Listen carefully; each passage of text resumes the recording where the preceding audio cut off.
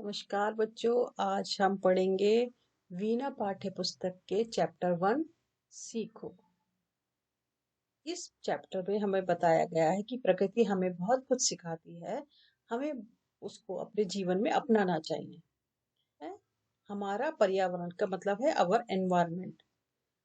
तो ये जो सीखो कविता है हमें बहुत कुछ सिखाती है।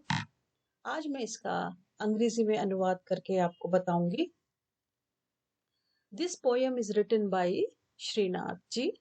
It tells us that nature is our best teacher. The environment teaches us many good values such as kindness, patience, sharing, and helping others. The poem encourages us to learn these qualities from the nature and begin and become better human beings. We'll start. फूलों से नित हंसना सीखो, औरों से नित गाना, तरु की झुकी डालियों से नित सीखो शीश झुकाना। फूलों से नित हंसना सीखो means we should always learn from the flower to smile. We should learn smile every day from the flower. भौरों से नित गाना, learn to sing every day from the bees. तरु की झुकी डालियों से नित सीखो शीश झुकाना। तरु की झुकी डालियों से नित सीखो शीश झुकाना। We should bow our head politely from the branches of the tree. सीख हवा के झोंकों से लो कोमल भाव बहाना। Learn from the gentle breeze to spread kindness and love. दूध तथा पानी से सीखो मिलना और मिलाना। We should learn from the milk and the water to mix well and live together happily. सूरज की किरणों से सीखो जगना और जगाना।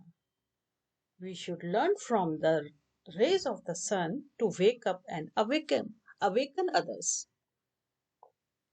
लता और पेड़ों से सीखो सबको गले लगाना।